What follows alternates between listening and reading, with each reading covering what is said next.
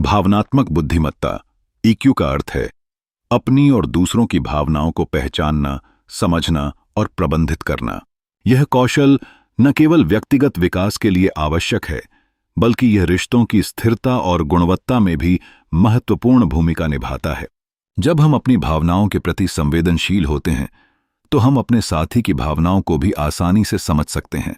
रिश्तों में सफल होने के लिए संवाद बहुत महत्वपूर्ण होता है। भावनात्मक बुद्धिमत्ता हमें प्रभावी तरीके से संवाद करने में मदद करती है। जब हम अपने विचारों और भावनाओं को स्पष्ट रूप से साझा कर सकते हैं, तो इससे हमारे संबंधों में स्पष्टता आती है।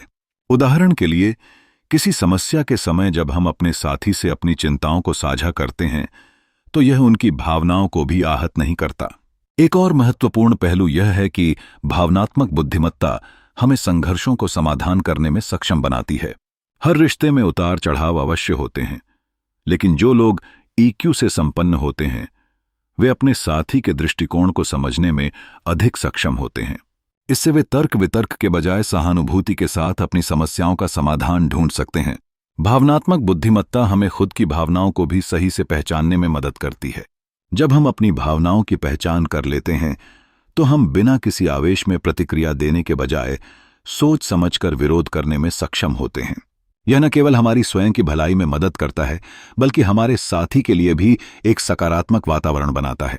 अंत में, जिन रिश्तों में भावनात्मक बुद्धिमत्ता का उच्च स्तर होता है, वहां स्थिरता और समर्पण अधिक होता है। वे लोग जो एक दूसरे की भावनात्मक आवश्यकताओं को समझते हैं, वे एक मजबूत और स्वस्थ संबंध का निर्माण कर सकते हैं। भावनात्मक बुद्धिमत्ता न केवल हमें जोड़ती है, बल्कि हमें बेहतर साथी बनाती है। इसलिए यह आवश्यक है कि हम अपनी भावनात्मक बुद्धिमत्ता को विकसित करें। ध्यान, आत्म प्रतिबिंब और सक्रिय सुनने जैसे अभ्यास इससे हमारी मदद कर सकते हैं।